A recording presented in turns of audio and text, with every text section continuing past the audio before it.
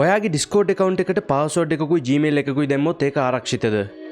ඇත්ත වශයෙන්ම කිව්වොත් නෑ. ඒ නිසා තමයි අද වීඩියෝ එකෙන් අපි බලන්න යන්නේ කොහොමද ඔයගොල්ලෝගේ Discord account එකේ ආරක්ෂාව වැඩි කරන්න කියලා. ඉතින් ඔයගොල්ලෝ මුලින්ම කරන්න ඕන ඔයගොල්ලෝගේ Discord account එකට log වෙන එක. ඔයගොල්ලන්ට Discord account එකක් නැත්නම් කොහොමද හදන්නේ කියලා මම කලින් වීඩියෝ එකේ කතා කරා. ඔයගොල්ලන්ට පුළුවන් ඒ වීඩියෝ එක බලලා Discord account එකක් හදාගන්න. ඉතින් ඒ විදිහට account එකක් හදලා log වුණාට පස්සේ ඔයගොල්ලන්ට මෙන්න මේ වගේ interface එකක් බලා ගන්න පුළුවන්. ඉතින් අපි account එක ආරක්ෂා කරගන්න නම් අපි මුලින්ම යන්න ඕන account settings වලට. ඒකට වම් අත පැත්තේ මේ පහළ තියෙන මෙන්න මේ gear icon එක මම click කරනවා. ඊට පස්සේ ඔයගොල්ලෝ මේ විදිහට user settings වලට එනවා. මෙතනදී my account කියන එකට මම මේ විදිහට යනවා. දැන් ඕගොල්ලෝ ඉන්නේ ඕගොල්ලෝගේ account එක customize කරන තැන. මෙතනදී ඕගොල්ලෝගේ display name එක, user name එක, email මේ වගේ දේවල් වෙනස් කරන්න පුළුවන්. ඒවා වෙනස් කරන්නේ කොහොමද කියලා මම කලින් වීඩියෝ එකේ කතා කරා. දැන් බලමු කොහොමද account එක ආරක්ෂා කරගන්නේ කියලා. පළවෙනිම දේ තමයි phone number එකක් add කරන එක. අපි හිතමු ඕගොල්ලෝගේ Discord account එකට log වෙන password එක අමතකුණා කියලා. එතකොට මේ phone number එක use කරලා ඕගොල්ලන්ට පුළුවන් ඕගොල්ලෝගේ account එක recover කරගන්න. මුලින්ම අපි කරන්න ඕන මෙන්න මේ phone number එකට ඉස්සරහා තියෙන මෙන්න මේ add කියන button එක click කරන එක. ඊට පස්සේ මෙතන ඔයගොල්ලන්ට පුළුවන් ඔයගොල්ලන්ගේ ෆෝන් නම්බර් එක ඇඩ් කරන්න. පළවෙනියටම කරන්න ඕන දේ තමයි friends මෙන්න මෙතන ක්ලික් කරන්න. ඊට පස්සේ ඔයගොල්ලෝ ඉන්න රට මේ විදිහට ටයිප් කරන්න. දැන් ඒක මේ විදිහට select කරන්න.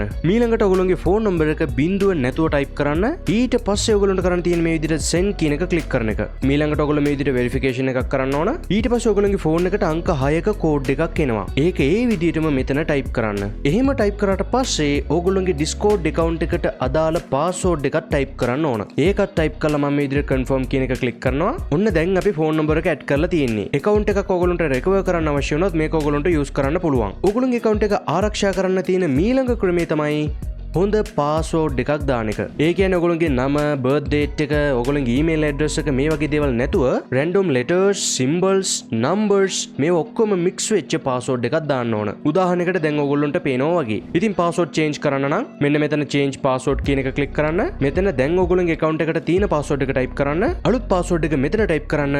ඒකම ආයෙත් මෙතන type කරන්න. ඊට පස්සේ මේ විදිහට done කියන එක click කරන්න. මේ විදිහට ඔයගොල්ලන්ට strong password එකක් දාගන්න පුළුවන්. ඊළඟට තියෙන තවත් එක ක්‍රමයක් තමයි ඔයගොල්ලන්ගේ Discord account එකට authenticator app එකක් add කරන එක. ඒකට මම මේ විදිහට මෙන්න මෙතන enable authenticator app කියලා තියෙනවා. ඒක click කරනවා. ඊට පස්සේ නැවතත් ඔයගොල්ලන්ගේ account එකේ password එක type කරන්න ඕන. දැන් ඔයගොල්ලන්ට බලා ගන්න පුළුවන් මෙන්න මේ වගේ pop up එකක් තියෙනවා. ඉතින් authenticator app එක විදිහට ඔයගොල්ලන්ට Google authenticator app එක use කරන්නත් පුළුවන්. ඔයගොල්ලන්ට කරන්න තියෙන්නේ Play Store එකේ Google authenticator app එක download කරන එක. ඒ app එක open කරාට පස්සේ දකුණු අත පැත්තේ පහළම දන ලකුණක් ඔයගොල්ලන්ට බලා ගන්න පුළුවන්. ඒක click කරන්න. ඊට පස්සේ scan a QR code කියන එක click කරන්න. එහෙම ඔයගොල්ලෝ ස්කෑන් කරාට පස්සේ මේ account එක authenticator app එකට add වෙනවා. අපි හිතමු සමහර වෙලාවට ඔයගොල්ලන්ට ස්කෑන් කරන්න බෑ කියලා. එතකොට ඔයගොල්ලන්ට බලා ගන්න පුළුවන් මෙන්න මෙතන ඔයගොල්ලන්ට key එකක් තියෙනවා. මේක copy කරගන්න. copy කරගෙන ගියාට පස්සේ නැවතත් phone එකේ දන්න ලකුණ click කරන්න. ඊට පස්සේ enter a setup key කියන එකට යන්න. ඔයගොල්ලන්ට පුළුවන් code name එකක් දෙන්න. ඊට පස්සේ your key කියන තැනට ඔයගොල්ලන්ගේ key එක paste කරන්න. ඊට පස්සේ add කියන එක click කරොත් ඔයගොල්ලන්ට පුළුවන් authenticator app එකට ඔයගොල්ලන්ගේ Discord account එක add කරන්න. එහෙම add කරාට පස්සේ ඔයගොල්ලෝ දැන් මේ account එක හොයාගන්න ඕන. උදාහරණයකට මගේ Discord කියලා තියෙන්නේ. දැන් ඕගොල්ලන්ගේ account එකට අදාළ Gmail address එක බලා ගන්න පුළුවන්. ඒකට පහළ අංක 6ක කෝඩ් එකක් තියෙනවා. ඉතින් authenticator app එකේ දකුණු අත පැත්තේ timer එකක් අඩු වෙනවා. ඒක අඩු වෙන්න කලින් Discord එකේ මේ විදිහට type කරලා activate කියන එක click කරන්න. එහෙම activate කියන එක click කරාට පස්සේ ඔයගොල්ලන්ට මෙන්න මේ වගේ pop up එකක් එනවා. මේකේ 2FA is activated කියලා පෙන්නනවා.